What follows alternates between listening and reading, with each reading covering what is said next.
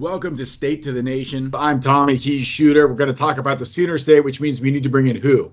Scott Hood, PBR Oklahoma scouting director, also a former Power 5 coach himself. He's going to be talking about the shortstops that are coming out of this 23 class.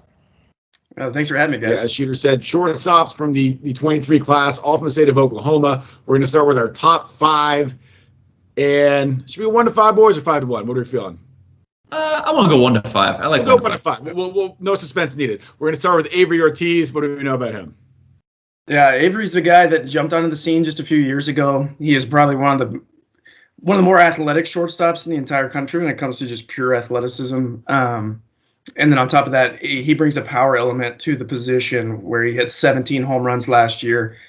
We just got a good look at him at the Super 60 a couple weeks ago, where he showed off, the hand strength. But really, he's evolved as a hitter to make himself a more complete hitter. Now he's starting to drive the ball the other way over the fence. And then defensively, he moves freely in the infield. He's got enough arm strength to stay on the left side if he needs to. But really with him, it comes down to that rare combination of speed and power. Yeah, I loved Avery the last couple of years. He's a big PBR future game standout where he kind of broke out. He can hop on the mound, be in the low 90s. But what I noticed at the Super 60 is just how much stronger he's gotten. And obviously the bats play the power at the Oklahoma high school level. Defensively, he's probably going to play anywhere on the dirt, if not just shortstop, second base, third base, he can shift around. But the thing that I like most about Avery Ortiz is he has some of that it factor with that inner self-confidence. It's not cockiness. It's a quiet, tunnel vision approach to I'm going to get this done. And I think it's only going to help him at future levels and getting better in the future. Number 2 on the list heading to Oklahoma after the season is Jackson Willits. Yeah, Willits is one of those guys. When you have a guy whose dad is a former big leaguer, grow up in that big league dugout, you can kind of tell that they've been doing, watching the game and studying it for as long as he has. It's very easy to see that come out in his game when he's playing. He's one of the highest IQ guys you can watch. He never takes a bad swing. It seems like he's always on balance. His takes are great. Switch hitter from both sides. The actions have always been there. The range has really started to come along the last year. His athleticism has increased. He's done really good work on his body the last time I saw him compared to the time before that. Really probably amongst this group, probably the most professional ready, like professional ABs and, being able to play defense at a high level. Scott, I agree with that. His takes from what I saw throughout the summer is something that really stood out to me. He slows the game in the box. Like you said, it's like he's been around pros. Like nothing's going to speed me up here. The moment this guy's trying to throw 100 on the mound, he's ripping off some banger breaking balls. Nah, it doesn't matter to me. Slows it down. There's a little bit of thunder in that barrel. I think it's only going to get better. It's the guy you bet on because he has those bloodlines, plays the game the right way, and he has that high IQ. Number 3, this will be interesting because it's the second guy who's going to Oklahoma State. It's Kyle Proctor. Yeah, Proctor is a fun one. He's one of the more fun guys to watch in our state. Plays with a ton of energy.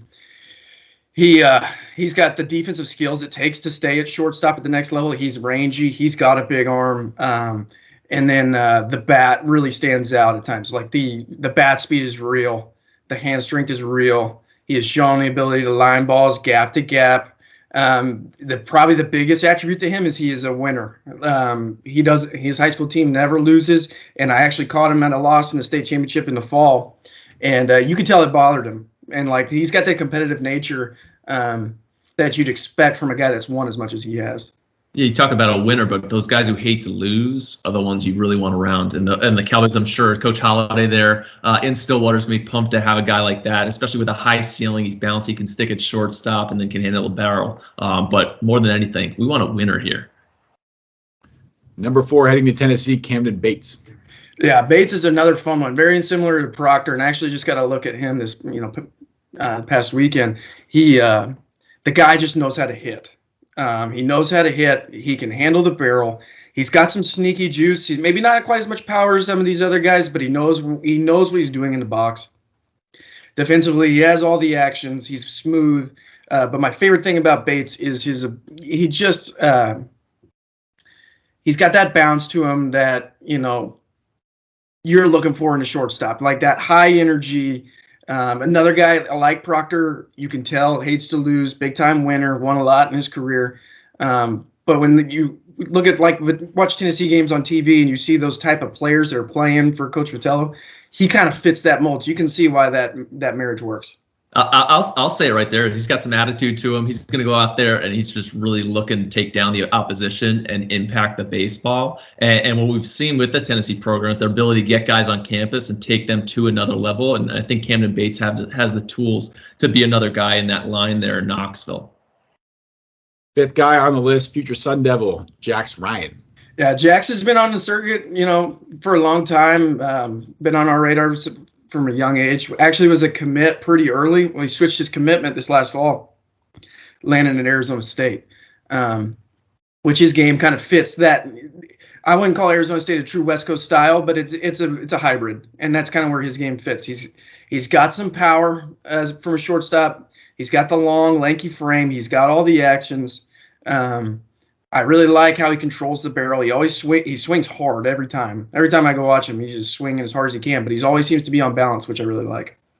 And you know what's interesting about him flipping to that ASU commit is that ASU has a guy, Luke Hill, who's playing shortstop as a freshman right now from the state of Louisiana. Kind of similar players. Their ability to slow things down in the box. They can really hit.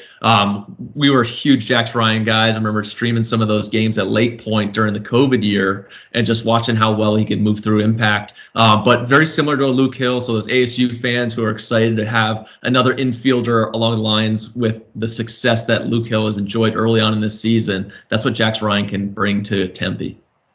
We're going to head to the lightning round now. We're going to list the guys of those five who are the best at the certain attribute that I am going to mention. We'll start with hit tool. Who's a hit tool guy?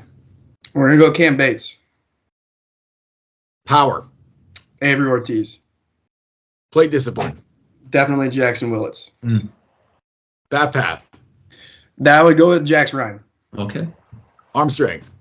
Kyler Proctor. Ooh. Range. Proctor again. Glove action. Jax Ryan takes the cake in that one. Athleticism. No, Ortiz. Baseball IQ. And that's Willits, big time. Energy and bounce. Yeah, that's Cam Bates. Love and it. If you're scoring at home, that's 1 to 1 to 1 to 1 to 1 to 1. Or 2, sorry. 2 to 2 to 2 to 2 to 2. Everybody got two shout outs there. Shooter, do you agree with that list? I love that list. I love these shortstops. Sooner State, not always known for their shortstops, but this was a great article. Good stuff here, Hoodie. Thank you. Scott, anything you want to add about this article that we need to know to let us know what else is going to be in there? When we talk about those tool breakdowns, that really is when you're evaluating shortstops, you really want those from those guys, those type of tools. I don't think people realize how demanding the shortstop position is at the next level and all the things that you have to do. Otherwise, they move you to the left. If you can't do all these, you go to left or you go to right field. You get kicked out of the infield real quick if you can't show it off really early. Yeah, I mean, again, perfect example. Two guys on this list going to the same school, so somebody's got to stick. Somebody's got to go. You can only play one, so exactly. Competition. Yeah, and especially with no shift, you can't have two shortstops anymore. That's right. Sorry, managers. Scott, thanks for joining us. Shooter, thank you as always. We'll see you next time.